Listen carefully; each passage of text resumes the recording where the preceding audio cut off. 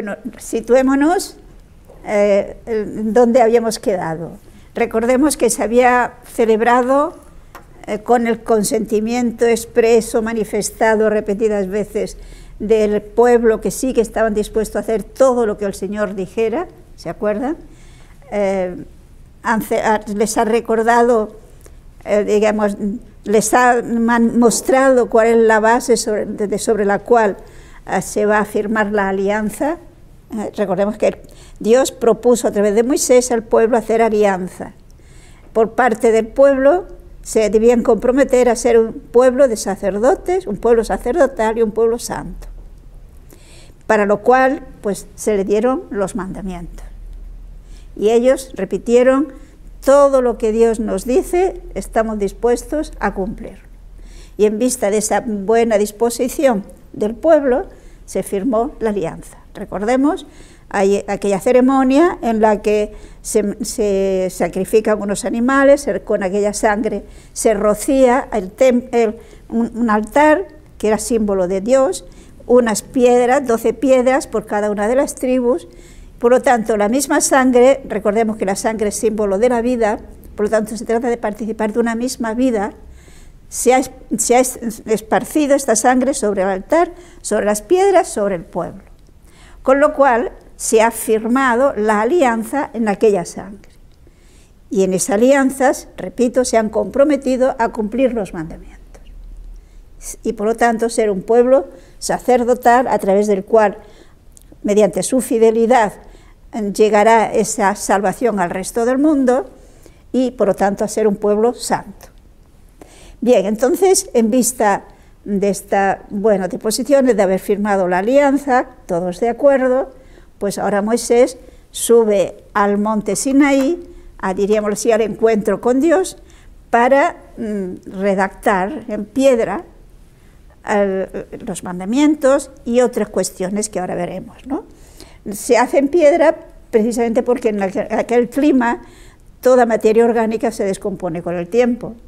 Entonces todo lo que eran leyes y cosas concretas que no se debían destruir, se escribía en piedra. Recordemos que aún hoy se conserva el Código de Hammurabi, una columna de piedra de la época de Abraham, pues que allí está escrito el código. Por lo tanto, por eso se haría en piedra. Bueno, pues vamos a continuar partiendo de aquí. Estamos en el Éxodo, capítulo 24, los versículos 9 al 11. Subió Moisés con Aarón, Nadab y Abiú y 70 ancianos de Israel, y vieron al Dios de Israel. Bajo sus pies había como un pavimento de baldosas de zafiro, brillantes como el mismo cielo.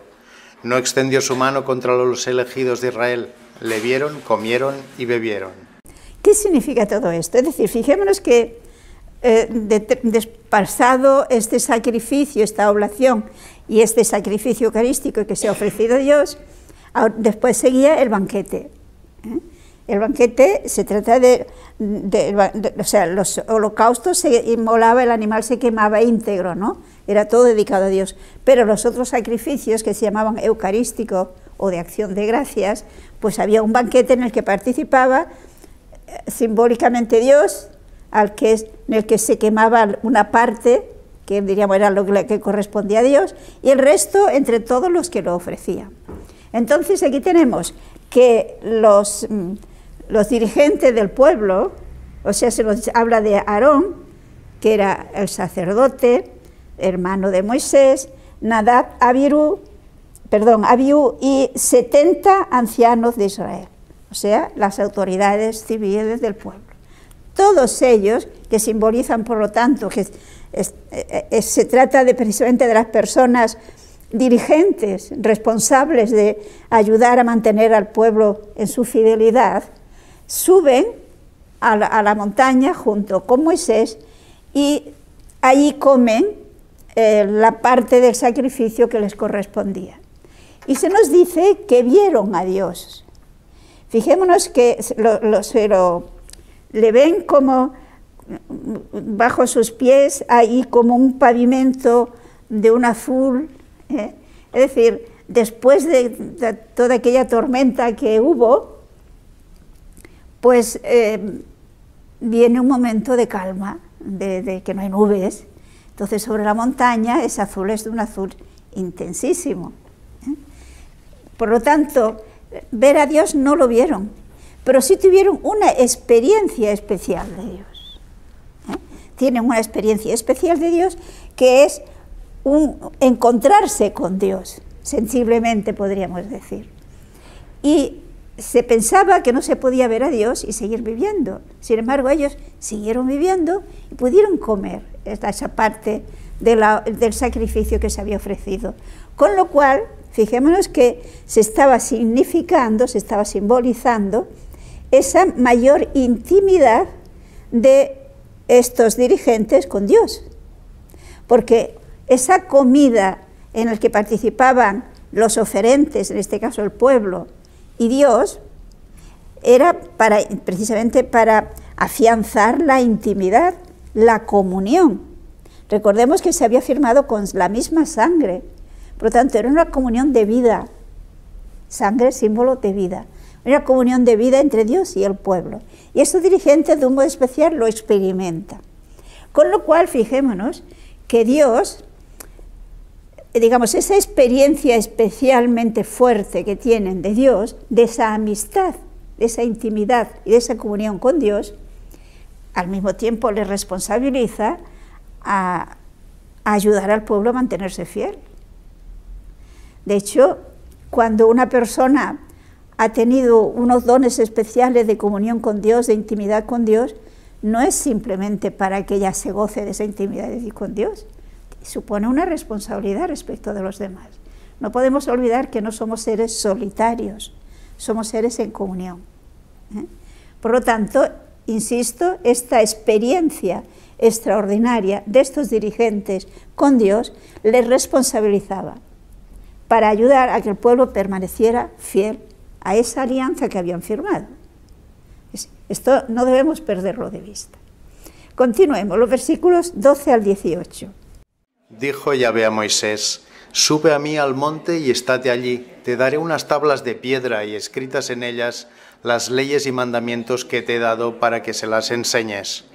Cuando iba a subir Moisés a la montaña con Josué, su ministro, dijo a los ancianos: esperadnos aquí hasta que volvamos. Quedan con vosotros Aarón y Hur. Si alguna cosa grave hay, llevadla a ellos. Subió Moisés a la montaña y la nube le cubrió. La gloria de Yahvé estaba sobre el monte del Sinaí, y la nube le cubrió durante 6 días. Al séptimo llamó Yahvé a Moisés de en medio de la nube. La gloria de Yahvé parecía a los hijos de Israel como un fuego devorador sobre la cumbre de la montaña. Moisés penetró dentro de la nube y subió a la montaña, quedando allí 40 días y 40 noches. Una vez más, Dios pide a Moisés que suba a la montaña. En este caso se trata de subir para, repito, escribir la ley de Dios en piedra, y que de esta manera se pudiera mantener para siempre. Y hay una manera que podríamos decir sensible, que el pueblo entiende y que Dios le hable en aquel idioma que ellos entienden, repito, a través de esa nube que cubre la montaña, que simboliza esa presencia de Dios, y que Moisés es llamado por Dios a penetrar en esa nube para poder realizar esa responsabilidad, ¿no? Es decir, fijémonos que ante el pueblo, ¿qué significaba? Pues que Israel entraba en un diálogo con Dios, en una comunicación íntima con Dios. Pero Moisés sabe que va a tardar, por lo tanto le recuerda a Aarón y a Hur, que quedan como responsables para juzgarles si hay alguna cosa, algún conflicto entre ellos, digamos, ¿no? Y que estaban los otros 70 ancianos que habían tenido esa experiencia de Dios, que deben ayudar a que el pueblo permanezca fiel y que espere. Les ha dicho Moisés que espere.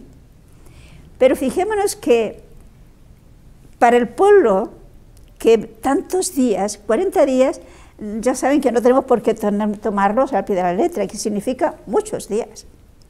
Entonces, Moisés está todos esos días en íntimo diálogo con Dios mientras está recibiendo las pautas para, como verán después, que no vamos a leer, ustedes lo pueden leer a partir del capítulo 25, Dios le va a dar también las pautas, las normas de cómo tiene que desarrollarse el culto en el pueblo de Dios, puesto que es un pueblo que es el pueblo de Dios, tiene que tener una relación pública con Dios.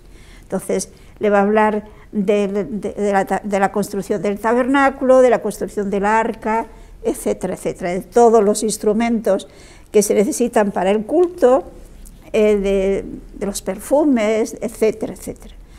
Esto no nos vamos a parar a estudiarlo, pues ustedes lo pueden leer, puesto que es cuestión de leer datos que son fáciles de entender. Y vamos a saltarnos al capítulo 32.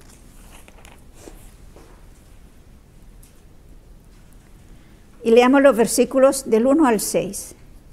El pueblo, viendo que Moisés tardaba en bajar de la montaña, se reunió en torno de Aarón y dijo: Nada, haznos un Dios que vaya delante de nosotros, porque este Moisés, ese hombre que nos ha sacado de Egipto, no sabemos qué ha sido de él.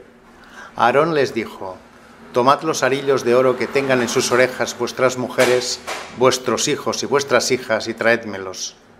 Todos se quitaron los arillos de oro que llevaban en las orejas y se los trajeron a Aarón. Él los recibió de sus manos, hizo un molde y en él un becerro fundido, y ellos dijeron: Israel, ahí tienes a tu Dios, el que te ha sacado de la tierra de Egipto. Al ver esto, Aarón alzó un altar ante la imagen y clamó: Mañana habrá fiesta en honor de Yahvé. Al día siguiente, levantándose de mañana, ofrecieron holocaustos y sacrificios eucarísticos, y el pueblo se sentó luego a comer y a beber, y se levantaron después para danzar. Fijémonos, el episodio nos puede dar materia para reflexionar. Recordemos que tenían la prohibición estricta de hacerse imágenes de Dios. No te harás imagen alguna, había dicho Dios, ni de lo que hay en el cielo, etcétera, etcétera. Sin embargo, esa prolongada estancia de Moisés en el Sinaí hace que el pueblo se desoriente, se desconcierte, se sientan como que están huérfanos, digámoslo así. Es decir, podríamos decir, de hecho, se trata de un momento difícil para el pueblo. Pero fijémonos lo que dice el profeta Habacuc. Habacuc es de los profetas menores. En el capítulo 2, versículos 2 al 4. Yahvé me respondió diciendo: Escribe la visión y grábala en tabletas, de modo que pueda leerse de corrido, porque la visión es para tiempo fijado y ciertamente ha de realizarse sin falta. Espérala, que ciertamente llegará y no faltará. He aquí que sucumbe el que no tiene alma recta, mas el justo por su fidelidad vivirá. Fijémonos, aquí se trata, le dice el profeta Habacuc, de algo que hay que esperar, pero que hay que permanecer fiel.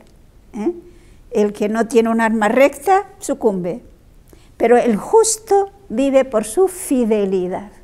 El justo vive por su fe y fidelidad vienen a ser lo mismo. Entonces, el pueblo, ante esa dificultad, lo importante era actuar, vivir esa fidelidad con la alianza que han hecho con Dios. Para eso estaban Aarón y todos los demás autoridades que habían tenido esa experiencia de Dios. Pero fijémonos que no deja de ser curioso la actitud de Aarón. Le vienen pidiendo que quieren una imagen de Dios, porque de Moisés no saben qué ha pasado. Una imagen que vaya delante de ellos. Repito, Dios le había dicho que no se hagan imágenes. Y Aarón, pues sencillamente le dice, bueno, pues dadme el oro, y hace esa fundición y hace un becerro. Posiblemente la intención de Aarón y de muchos de los israelitas era hacerse una imagen de Yahvé. El toro, el becerro, es un toro joven, ¿no? Y en Oriente, pues se consideraba símbolo de fortaleza. El toro es un animal fuerte, ¿no? Por lo tanto, les parecía que era la imagen más adecuada a Dios, que les había sacado de Egipto, que se había manifestado fuerte. Necesitaban algo que entrase por los sentidos. Y Dios es invisible. Recordemos que Moisés les repetirá después que a Dios no lo vieron cuando se les manifestó. Por lo tanto, no se pueden hacer imágenes de Dios, porque no lo ven, no saben, no tiene imagen Dios. Pero somos seres sensibles y unos más, otros menos, necesitamos cosas sensibles. Ante esta situación, repito, la misión tanto de Aarón como de los demás era ayudarles a permanecer fieles a la alianza. Pero tenemos la actitud de Aarón, un hombre digamos, débil, y sin duda alguna que no había interiorizado su alianza con Dios. Si hubiera interiorizado su alianza con Dios, no habría fallado. Pero cuando nos limitamos a una acción meramente externa de cumplir, pero no se interioriza esa nuestra relación con Dios, se puede encontrar pretexto para fallar. Y esto es lo que le pasa a Aarón. Y fijémonos que enseguida, ¿qué ocurre? Pues esta es la imagen de Dios, es Yahvé el que te sacó de Egipto, y enseguida se hace un altar, se hacen sacrificios, holocaustos y sacrificios eucarísticos, y empieza la fiesta. Por lo tanto, fijémonos que en esta situación realmente se ve con una claridad impresionante la soledad moral de Moisés. Es el único que ve claro lo que significa la alianza con Dios. Y es Dios mismo el que se lo va a manifestar. Vamos a continuar los versículos del 7 al 14. Yahvé dijo entonces a Moisés: Ve, baja, que tu pueblo, el que tú has sacado de la tierra de Egipto, ha prevaricado. Bien pronto se han desviado del camino que les prescribí, se han hecho un becerro fundido y se han prosternado ante él, diciendo: Israel, ahí tienes a tu Dios, el que te ha sacado de la tierra de Egipto. Yahvé dijo a Moisés: Ya veo que este pueblo es un pueblo de dura cerviz. Déjame pues que se desfogue contra ellos mi cólera y los consuma. Yo te haré a ti una gran nación. Moisés imploró a Yahvé, su Dios, y le dijo: ¿Por qué, oh Yahvé, vas a desfogar tu cólera contra tu pueblo, que sacaste de la tierra de Egipto con gran poder y brazo fuerte? ¿Por qué habrán de poder decir los egipcios: para mal suyo los sacó de la tierra de Egipto, para hacerlos perecer en las montañas y para exterminarlos de sobre la tierra? Apaga tu cólera y perdona la iniquidad de tu pueblo. Acuérdate de Abraham, Isaac y Jacob, tus siervos, a los cuales, jurando por tu nombre, dijiste: Yo multiplicaré vuestra descendencia como las estrellas del cielo, y toda la tierra de que os he hablado se la daré a vuestros descendientes en eterna posesión. Y se arrepintió Yahvé del mal que había dicho que haría a su pueblo. Fíjense, aquí tenemos una serie de pasajes que son muy, muy importantes. Dios nos habla cosas importantes en estos pasajes. En primer lugar, vemos que es Dios mismo el que le dice a Moisés: baja, que tu pueblo se ha corrompido. Baja, que tu pueblo, el que tú sacaste de Egipto, ha prevaricado. Observen que Dios le dice a Moisés: tu pueblo, ya no es el pueblo de Dios, porque han roto la alianza. Ese pueblo que Moisés sacó. Y Dios manifiesta la voluntad de castigar a este pueblo. En realidad, lo único que tenía que hacer es dejarlos, no ayudarles. Y sin la ayuda de Dios no podrían llegar hacia donde iban. Tanto porque posiblemente les faltaría lo necesario para llegar, como por cuanto Dios no iba a estar con ellos para entrar en el pueblo. Pero sin embargo, fijémonos que Dios manifiesta su voluntad de permanecer fiel a la promesa a Abraham. O sea, el pueblo, Dios formaría ese pueblo, pero lo formaría de la descendencia de Moisés, porque dice que de él hará ese gran pueblo al cual le dará en posesión, tal como había prometido a Abraham, la tierra prometida, la tierra de Canaán. Y es interesante, si os fijáis, en la actitud de Moisés. Realmente, este pueblo, si Moisés no estuviera con ellos, habría desaparecido. Pero Moisés es el gran amigo de Dios. Y fijémonos hasta qué punto Moisés ama a su pueblo. Y Moisés ama a Dios. Aquí tenemos a Moisés intercediendo por el pueblo. Vemos, por lo tanto, la importancia de la oración de intercesión. Yo diría la importancia de los santos. Hay un texto que es del profeta, del apóstol Santiago, quizás vale la pena que lo leamos. Es Santiago en el capítulo 5, los versículos 16 al 18. Confesaos pues mutuamente vuestras faltas y orad unos por otros para que os salvéis. Mucho puede la oración fervorosa del justo.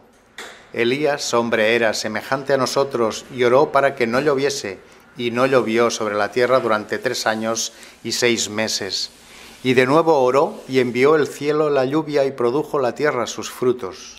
O sea, fijemos en esta afirmación, mucho puede la oración del justo.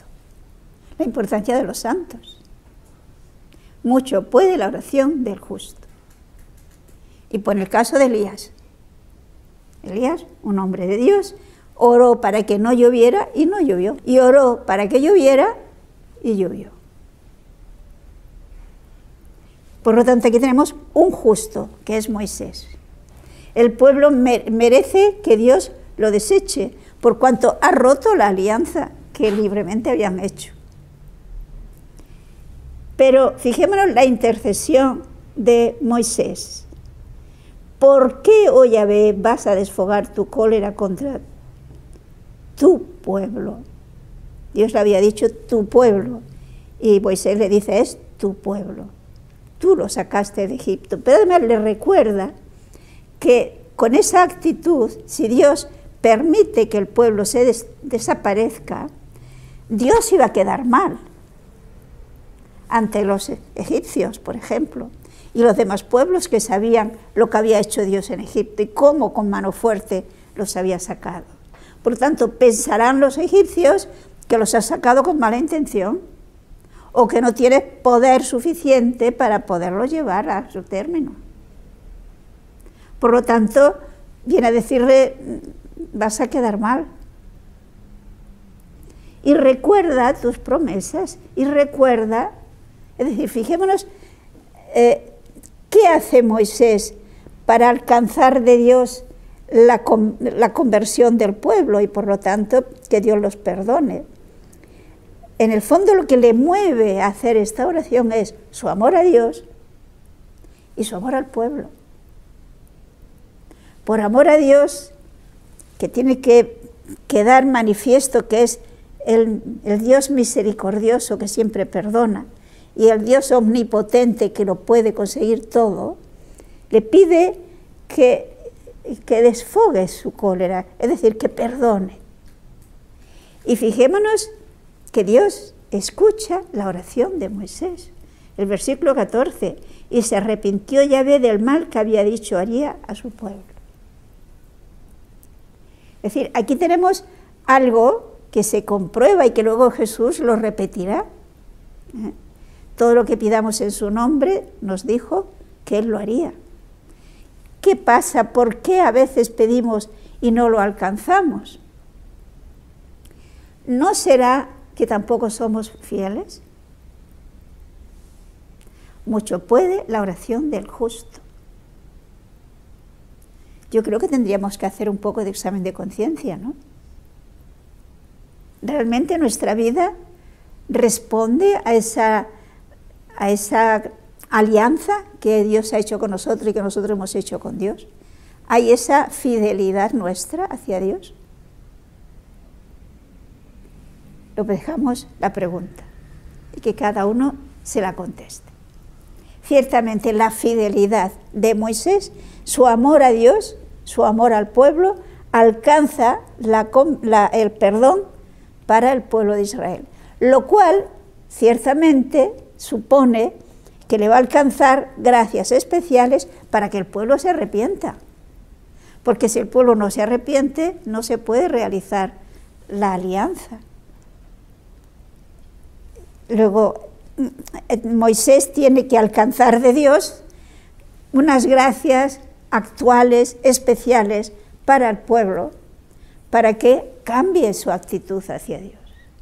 Pero evidentemente eso supone sufrimiento, supone sacrificio. Todo pecado tiene como consecuencia sufrimiento, todo pecado. Pero lo importante es que Dios está dispuesto a perdonarnos siempre y por lo tanto nos da las gracias para que nos arrepintamos, para que cambiemos.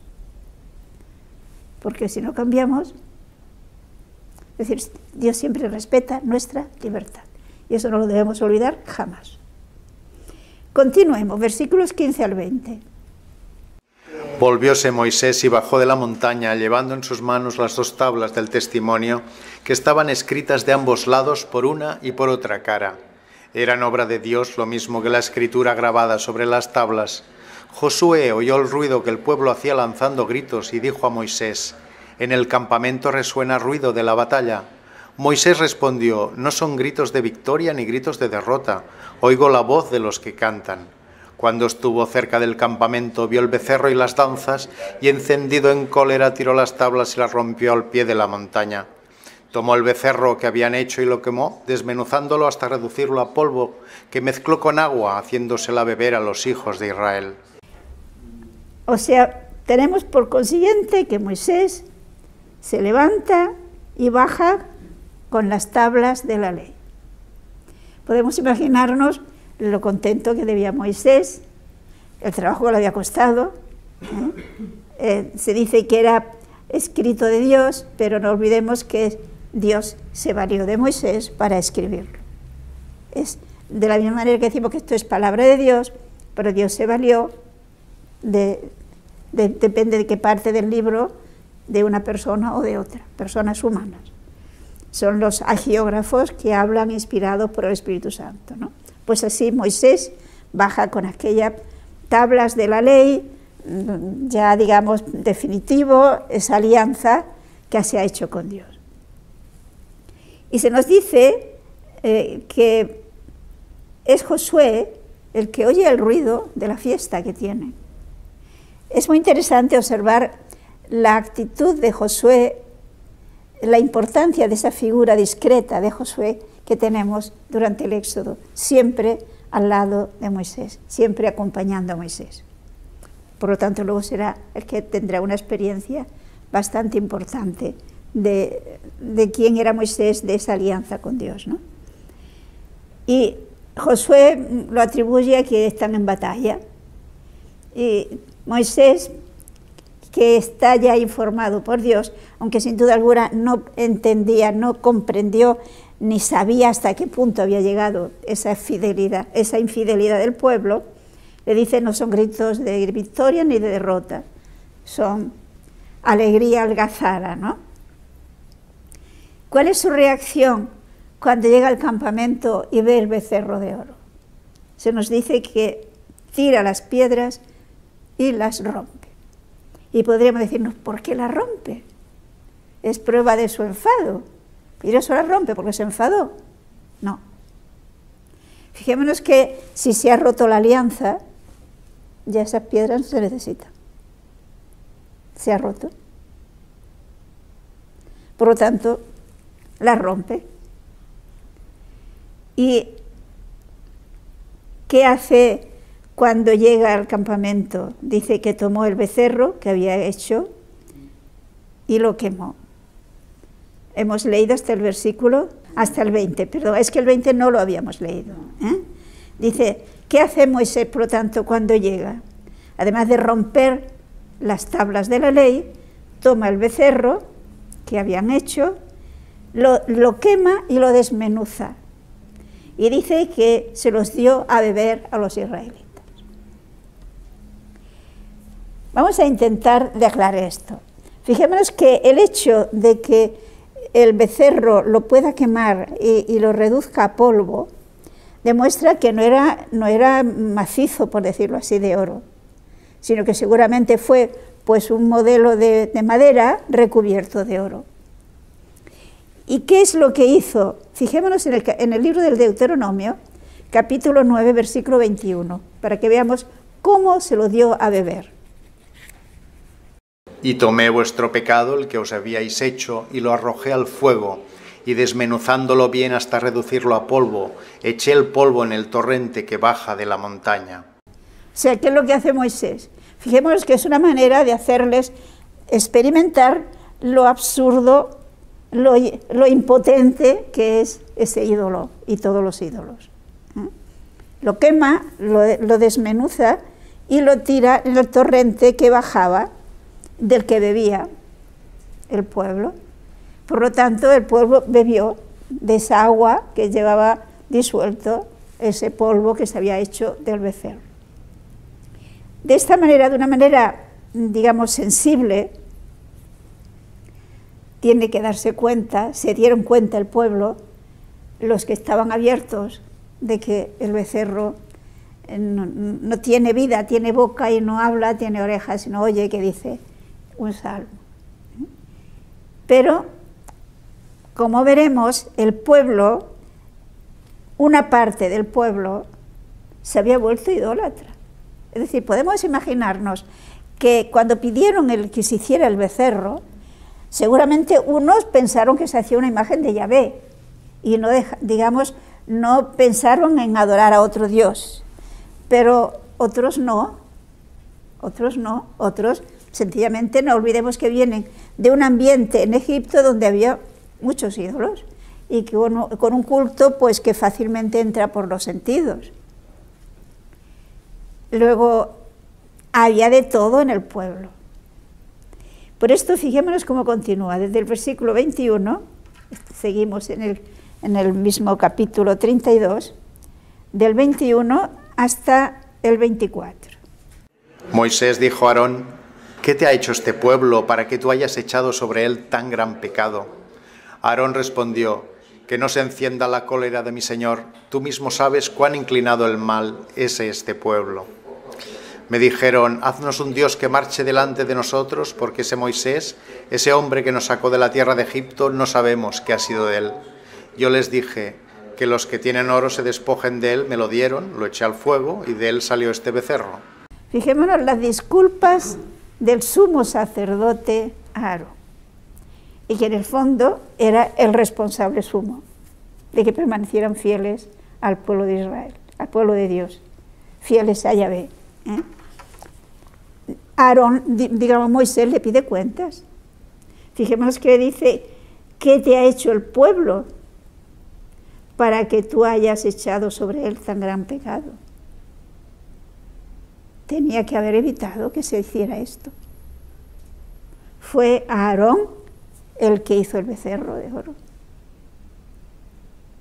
Y la disculpa de Aarón, si se fijan, no puede ser más ridícula. En primer lugar, le dice: tú sabes que son de dura cerviz este pueblo, como si él no formara parte de ese pueblo.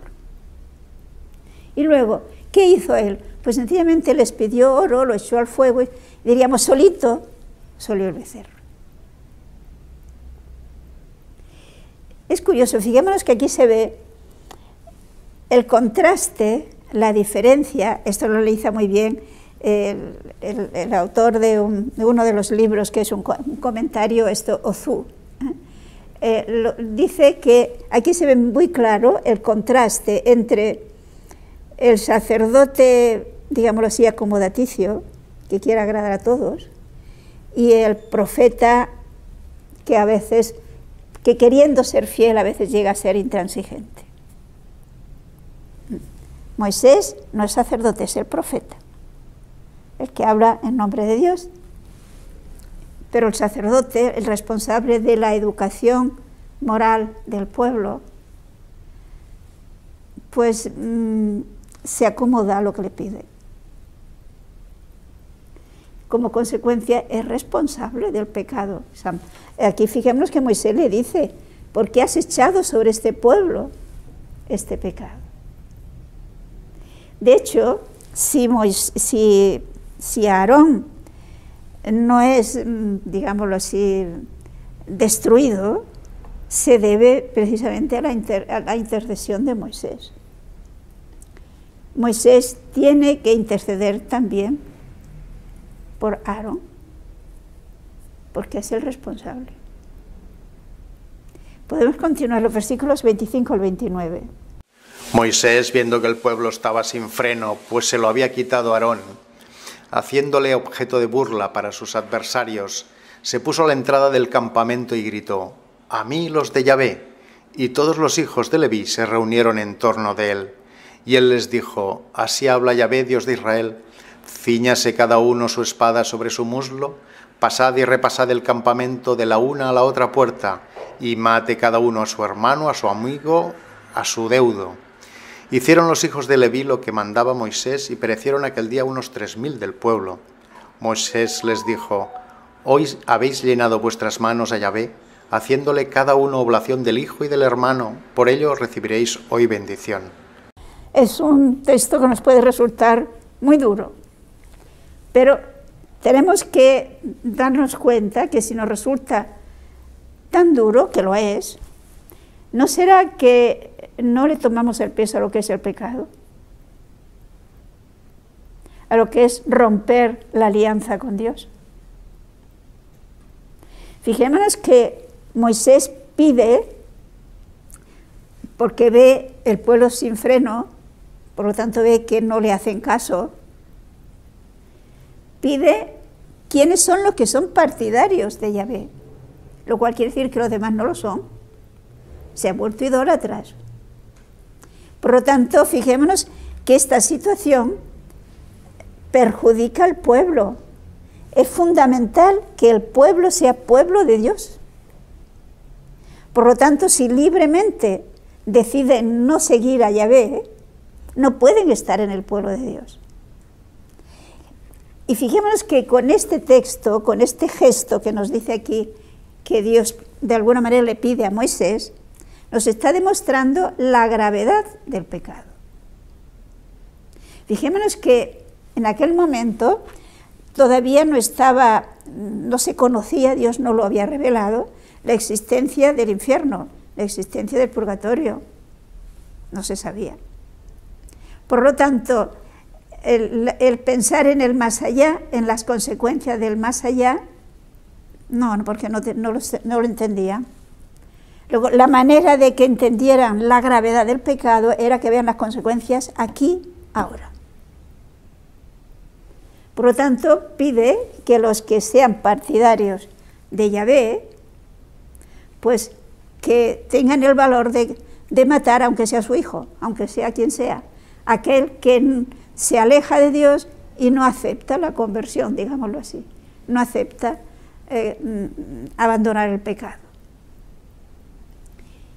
Con ello vemos que son los levitas los que se ponen de parte de Moisés y realizan este gesto terrible y duro. Con lo cual,